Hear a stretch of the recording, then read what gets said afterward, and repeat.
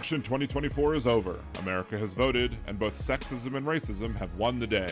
On Liberal Dan Radio, we will hold everyone accountable, from the media that failed to report the threat that Trump poses to this nation, to the people who supported him. We will pick up the mantle to educate the people about his actions, from being dictator on day one, pardoning January 6th domestic terrorists, implementing Project 2025, and any other draconian measures he tries to pass. And now, the resistance begins.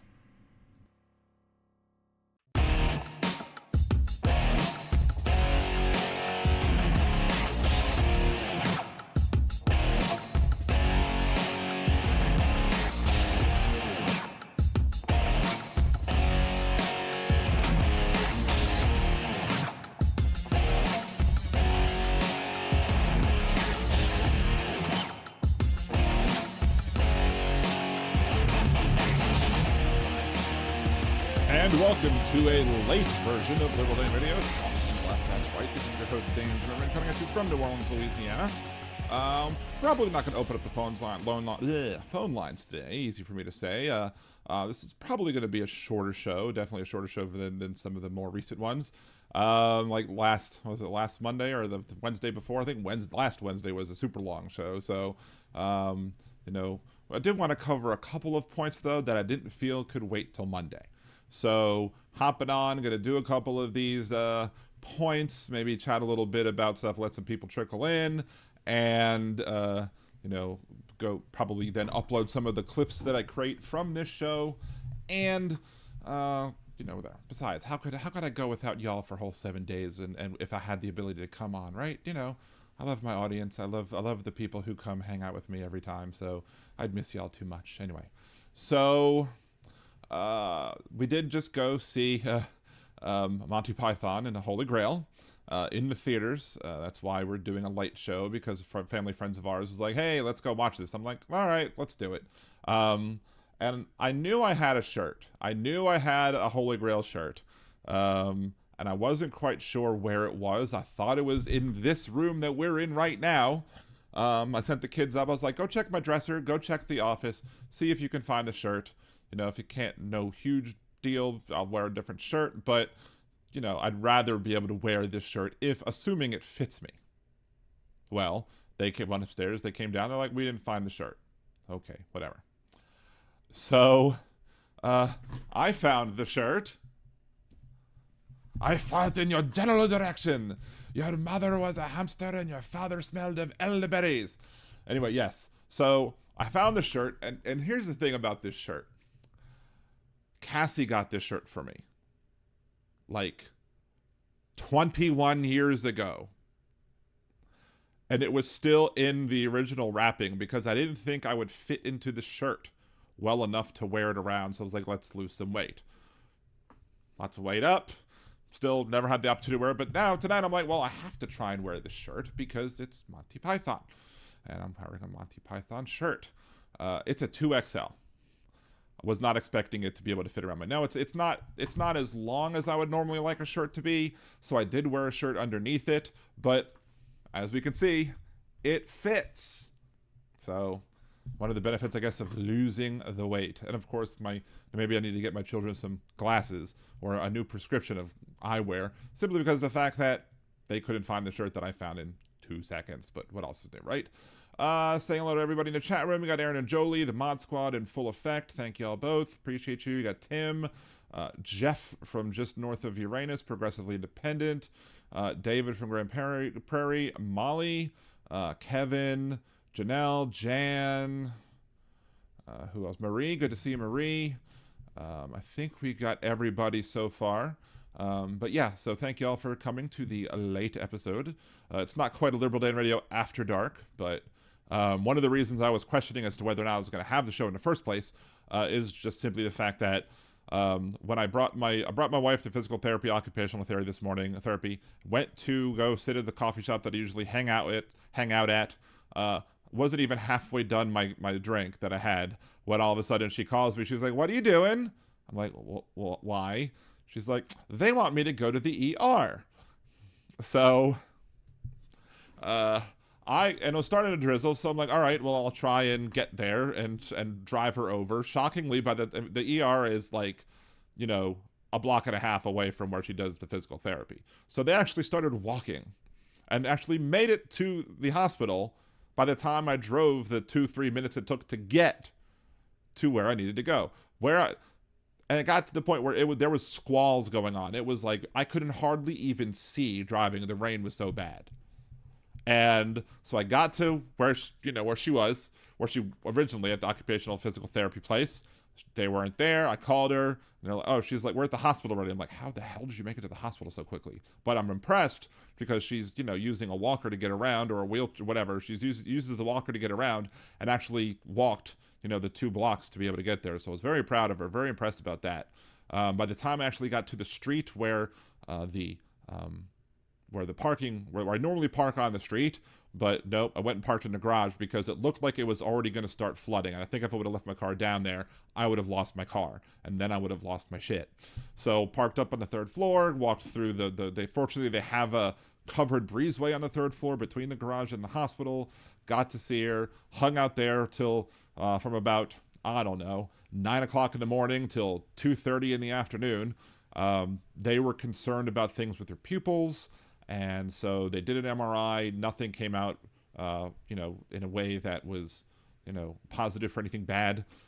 So then she's going to go see an ophthalmologist or whatever next week. And we went to go pick up my son and then came back home. So I was a little concerned for a bit because, you never want to come back to the ER. Of course, because she said her maximum out of pocket, the visit won't cost anything. So I told her, I was like, look, if you need anything to get done with you medically, do it this year so we don't have to pay anything else.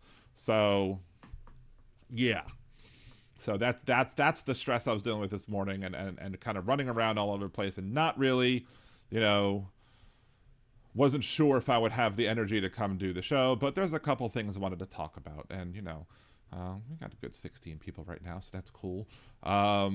I was trying to listen to Boston Brian a little bit. I could not handle the sounds at the end. Like there was massive echoing going on, and I don't know what he must have had a setting in OBS wrong or something like that. But I just had to turn it off not because of him, but because of just the technical issues. So, but anyway, wait, that's Trump's line. I'm sorry. It is what it is. Thank you, Donald. Anywho. Anyway, but about Holy Grail, Monty Python and the Holy Grail, my oldest son looked at me afterwards and he was like, "Well, that was definitely a movie." Some of the parts were just confusing him. I'm like, this is British comedy. This is what we love. This is what we enjoy. Enjoy the movie. So he laughed at a few parts of it, which was good. I don't think Henry was too thrilled about it, but whatever. Me and Cassie and all the rest of our people they were with were cracking up. So that was fun. That was the 50th anniversary, which makes me feel, I guess it shouldn't necessarily make me feel old. I used to watch it as a kid, but it's older than me. So, but still, I'm close. Next year will be my 50th birthday. Ugh, I'm an old fart. Anyway, so let's start talking about a couple of things that we want to talk about. Again, this is probably going to be a really short show, really quick show.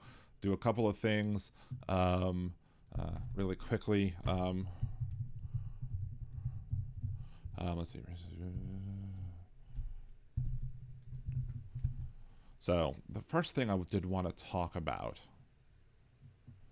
and one of the things I want to talk about in tonight's super small, short, whatever show, is the fact that there was a white supremacist who were out there raising hundreds of thousands of dollars, over $500,000, for a woman who hurled a slur, i.e. the N-word, at a black child. Over the last week, white supremacists, anti-Semites, and racists have been supporting a woman accused of calling a black child a racial slur by helping to coordinate her donation drive and raising hundreds of thousands of dollars. They have leveraged the fundraising campaign to spread hateful talking points and legitimize their ideas. The woman, identified in media reports as Shiloh Hendricks, was depicted in a video that began circulating on social media on April 28th, allegedly accosting a black 5-year-old at a playground in Rochester, Minnesota. Is it allegedly if the video shows her doing it? In a video, the man in recording asked the woman if she called the child the N-word, and she responds by hurling the slur at the man recording as well. May 1st, crowdfunding campaign was created on the Give, Send, Go app, which what conservative Canadian truck drivers, I think, were using once GoFundMe wouldn't let them use their platform for all their BSery. Let's see. Several ex-users known to promote extremist and anti-black rhetoric have since claimed shared responsibility for coordinating the effort. They assert that Hendricks will be the primary recipient of the funds, and Give Send Go campaign indicates this is the case. Give Send Go campaign went viral on X, and link to the page was mentioned over 25,000 times.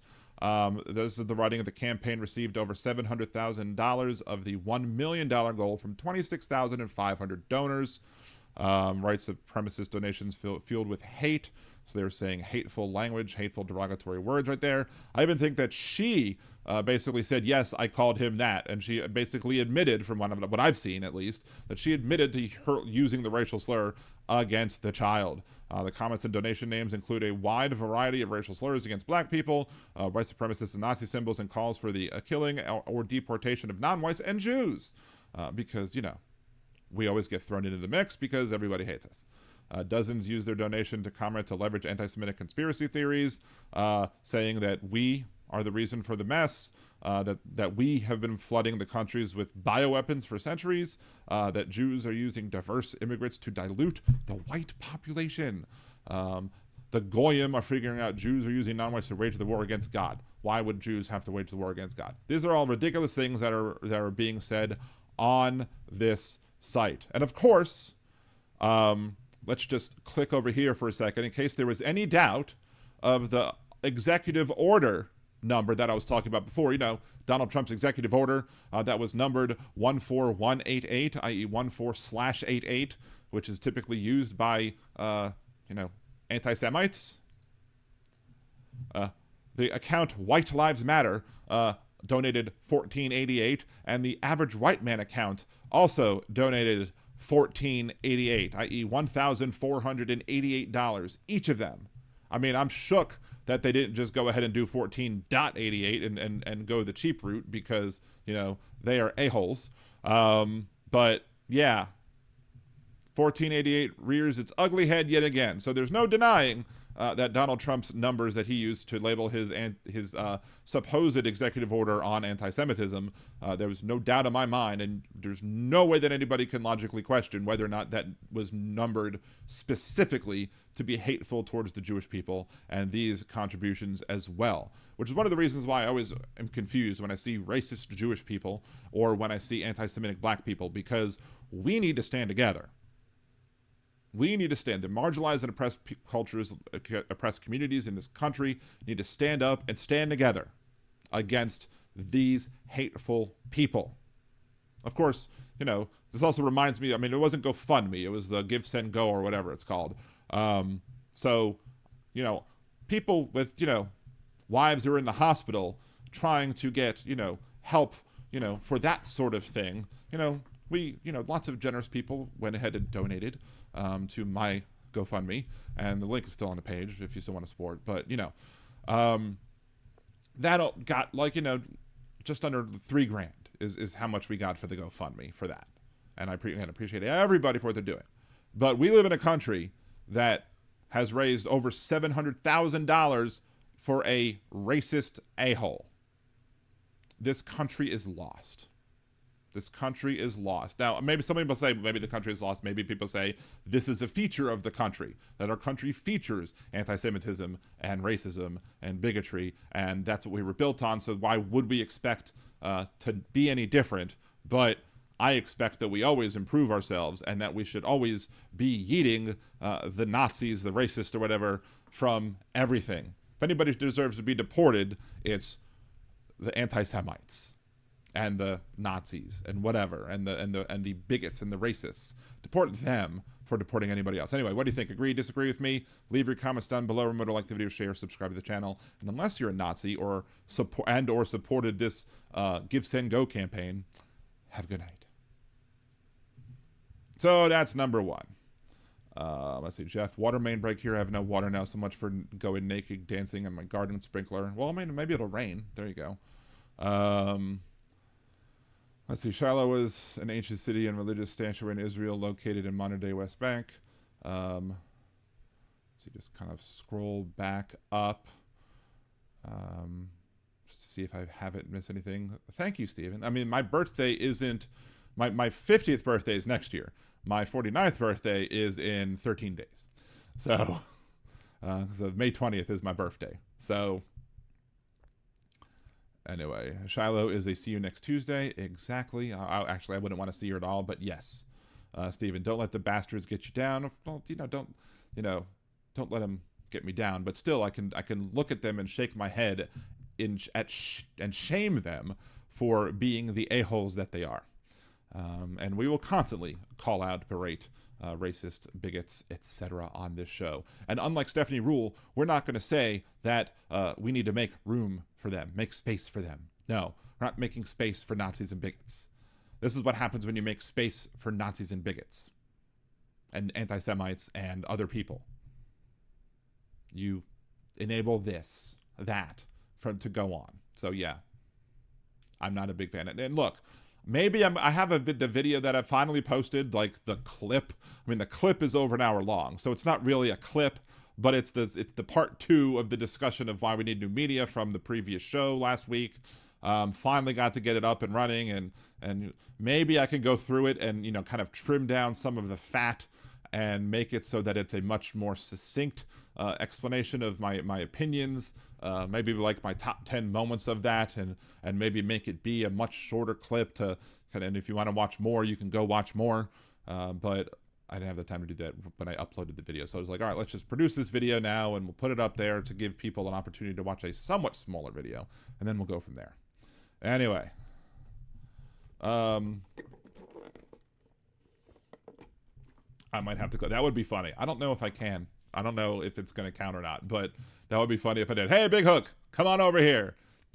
Come on, Big Hook. I mean, I'm probably not taking calls anyway at this point, simply because of the fact that I do have other stuff to do before tomorrow, but I did want to make sure to talk about these several things, including on the show, we have discussed why I don't trust Donald Trump's reasons or numbers that he gives for the apprehensions at the border going down, or the arrests at the border going down. They can't quite, come to a conclusion or a decision as to which number they really want to use. Sometimes they use them both. But I had plenty of good reasons to not believe that those numbers are an example of his policies working. I.e., do I believe that he really has the people out there like they were before and just the encounters are down? No, I don't believe that at all. Why? Because as we said previously, for those who haven't heard this yet, Donald Trump during COVID, during the Tulsa, Oklahoma rally, complained that they wanted to do more testing, and he was crying over the fact that if you have more testing, you have more cases. Again, testing reveals cases. The cases are there even if you don't test for them. But he didn't want people seeing the real numbers of how many people actually had COVID-19 during an election year, because he didn't want that to make himself look bad. He didn't like the optics. So instead of, just quietly doing it, he was like, I wanted to make sure that they had less testing, because when you have more testing, you have more cases, right? So that's reason enough to not trust Donald Trump's actions and what he's doing, and why I don't believe border numbers would actually be down if they were patrolling the border at the same rate that Biden would have. But here's another thing that I thought of the other day. Another important point. What is Donald Trump doing with ICE? What is Donald Trump doing with Homeland Security? What is Donald Trump doing with Border Patrol? He's not focusing on preventing people from crossing the border, no. He's focusing on getting the people deported, even the people who shouldn't be deported. People like, Garcia, who was, not supposed to be deported to El Salvador and was deported to El Salvador. Like the gay hairdresser, makeup artist, or whatever, who was deported, who shouldn't have been deported. Like citizens, child citizens going through brain cancer treatment, got deported. So with all of these people working on rounding up the people that are here and trying to get them deported, even those people, not even caring whether or not they're correct or not on who they're deporting and who they're not, if you put all of those employees of the government for ICE or Border Patrol, Homeland Security, whatever it is, You put all those people into these roles, you're clearly going to have fewer people available to guard the border. So it's another reason why, you shouldn't say, oh, Trump's doing a good job, what he promised to do on the border. You can't say that because he's made the people who are responsible for apprehending people who cross the border, he's making them do other things. So there's fewer people available to do that. That's probably one of the other reasons why you're seeing apprehensions down. It's not because of Trump's policies that are scaring them from crossing the border. It's because he's having the people who would normally apprehend do other things. Now, and that's the thing. You might have believed me that he's purposefully not having the people apprehend so that he can artificially lower the numbers. And you may very well believe that. And that's cool if you do. I appreciate it. If you believe that theory of mine, cool. I think it's factual. I think it's logical at least. But even if you don't believe that, you have to accept the fact that if Donald Trump is doing other actions with these same employees, instead of having them meet the border, of course apprehensions are going to go down. It makes logical sense that apprehensions would go down because you don't have as many people working on apprehending. And of course, this is not to defend Donald Trump's policies or to say that we want Donald Trump's policies to succeed. We don't. But Donald Trump's claiming that he's having success in doing what he campaigned on, and I'm telling you, that's a load of BS. So what do you think? Agree, disagree? Leave your comments down below. Remember to like the video, share, subscribe. And unless you believe Donald Trump's numbers or you're a Nazi, have a good day.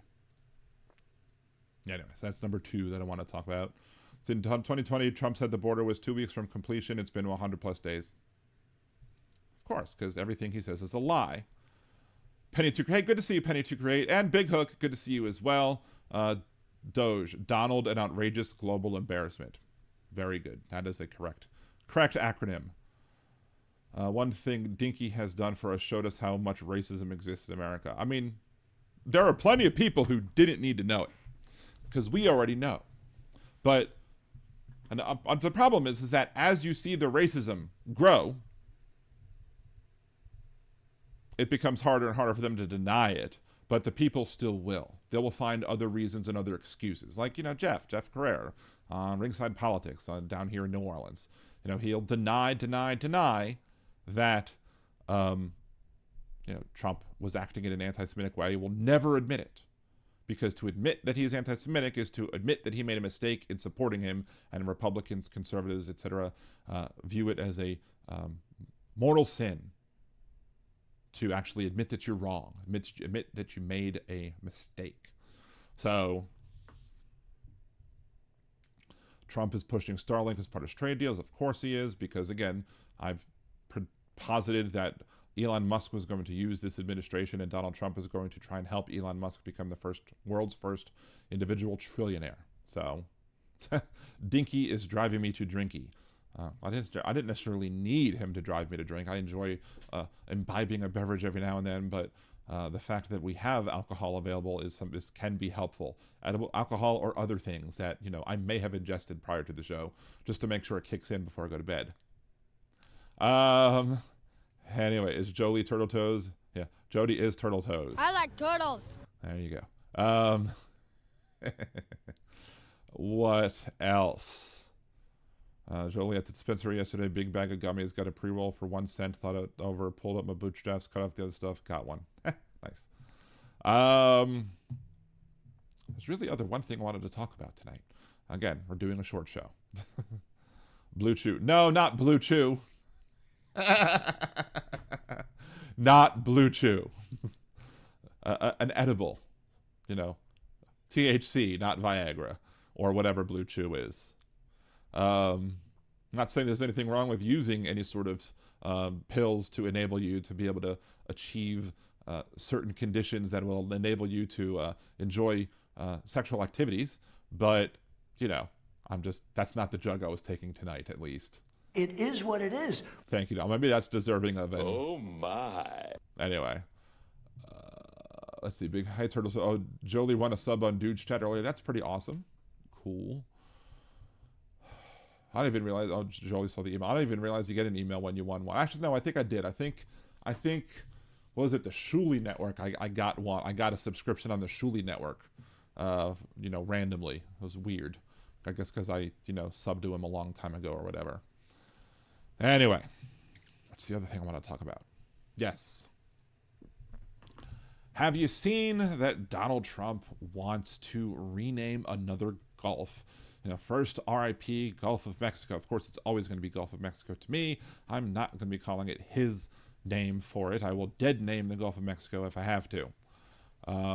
But now Donald Trump wants to refer to the Persian Gulf as the Arabian Gulf. Arabian Gulf.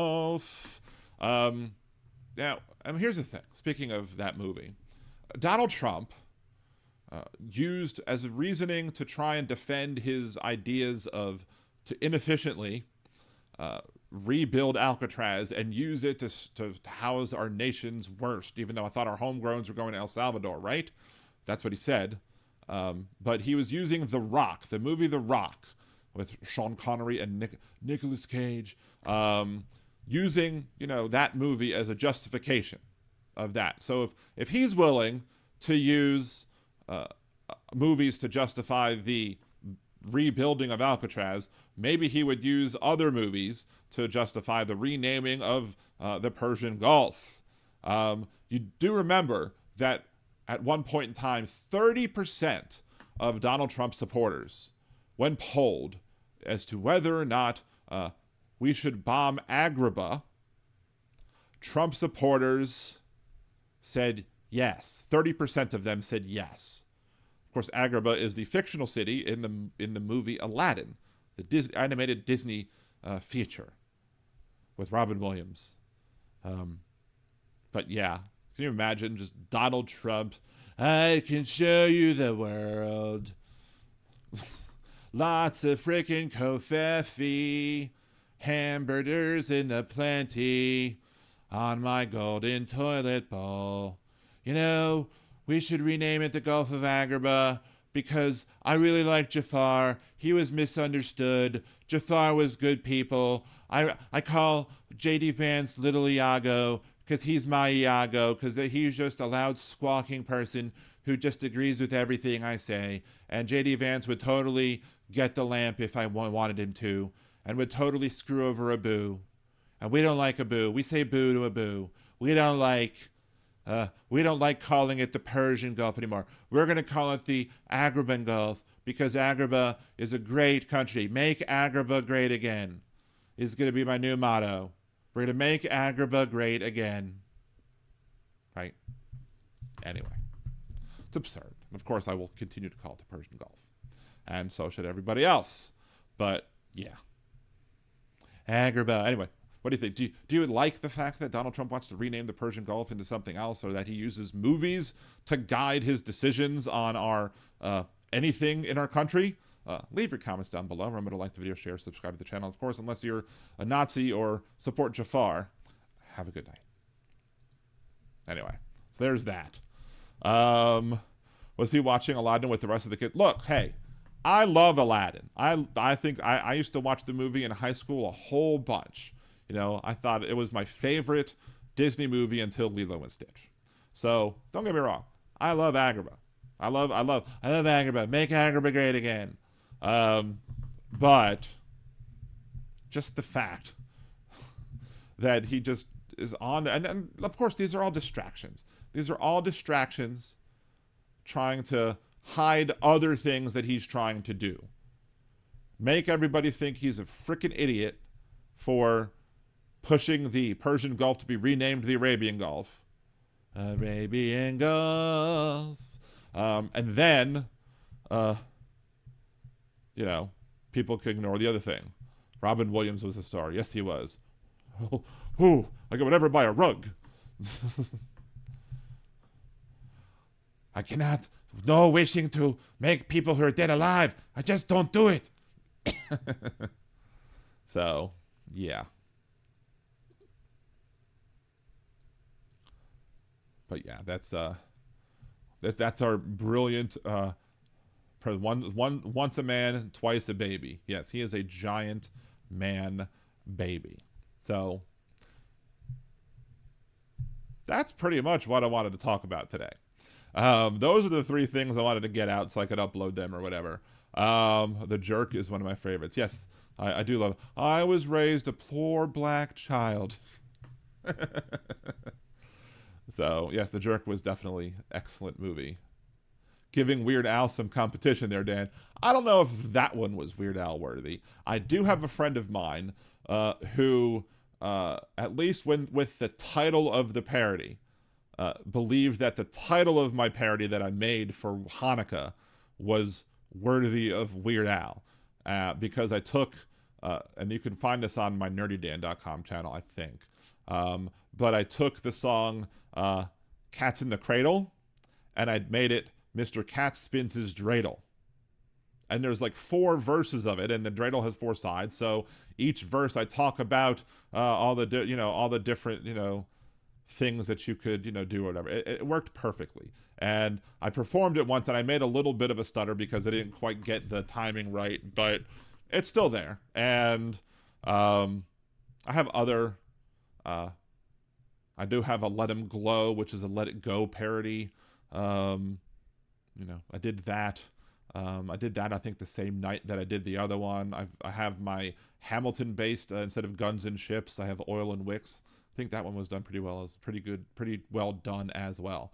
But I always like to make parodies. I actually reached out to Weird Al's group, his agency group or whatever, and did a media request and was like, hey, I would love to be able to do a brief, short interview of Weird Al when he comes to town on the 29th of July.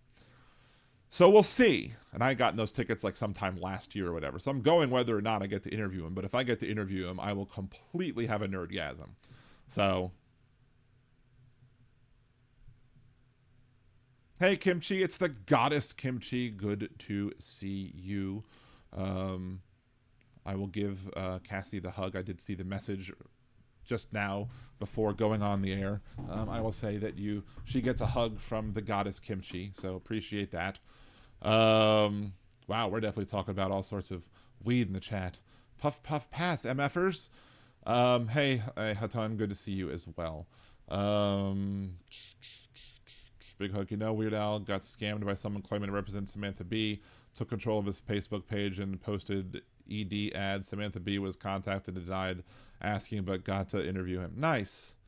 That's fun. So, well, I'm not going to go that route to try and get Weird Al on my show. We'll just be sure about that. But, that's kind of funny that he got scammed and then people were putting ED medicine stuff. It would have been funny if the ads for the ED medicine were done like, parodies, as you would expect to see on Al's page. So, but yeah. And actually, one of my favorite songs to do in karaoke is not even a parody of his. It's one of his original songs. One More Minute. Anyway, I think I've done part of that live, but I haven't done the whole thing live. And of course, whatever. Not going to risk copyright violations or what have you. Yeah, that's pretty much all I wanted to talk about tonight. But I did want to say hey. I did want to have, do a couple of uploads or whatever. Wanted to make sure to have some content on here. Say hello to everybody. Weird Al, it'll be great to have. I'm not expecting Weird Al to be a musical guest. I'm not quite there yet. But if I get 5 minutes of Al, I think it would be a good time. I'm still working on trying to get Hal back on the show. Which shouldn't be an issue, but it's just, I think, scheduling issues, especially dealing with all the issues I've been dealing with recently. So, anywho. So, again, if you're on Twitch, which I think it's just Aaron on Twitch at the moment, it would be a hard break, no outro music going on. We'll do the regular music going out. Unless something huge happens, probably I won't be back till Monday, but, again, remember, like videos, share, subscribe to the channel. If you haven't subscribed, get other people to subscribe to the channel. Do all the stuff to help the algorithms, because as we all know, Al Gore needs more rhythm. Shouts out also to Aaron. Hope you're feeling better this evening. So I feel your pain, literally. uh, or I have at least, if not necessarily currently. Although my back is kind of hurting again, and I'm just hoping it's like muscular skeletal pain and not uh, a kidney stone. So, anyway, why didn't you tell us you want Hal on? We could make it happen. Well, Andrea knows I want Hal on, so hopefully that'll happen that way. But we'll see. We'll see what happens. We'll see when it happens. I'm not in a rush to do it, but I do have like an interesting interview thing that I want to do, and I want to introduce it first with Hal before doing it with anybody else. It'd be funny if I do Hal, then I could have Al, then I have to find other people with names that rhyme with those two names, and just have it be that. Anyway. So thank you all very much. Appreciate you. I should be uploading some stuff that'll probably go live tomorrow. Just processing those videos real quick. And, otherwise, thank you all for showing up for the short version of Liberal Dan Radio Talk from Left to Right. And I hope you have a good rest of your night. Peace.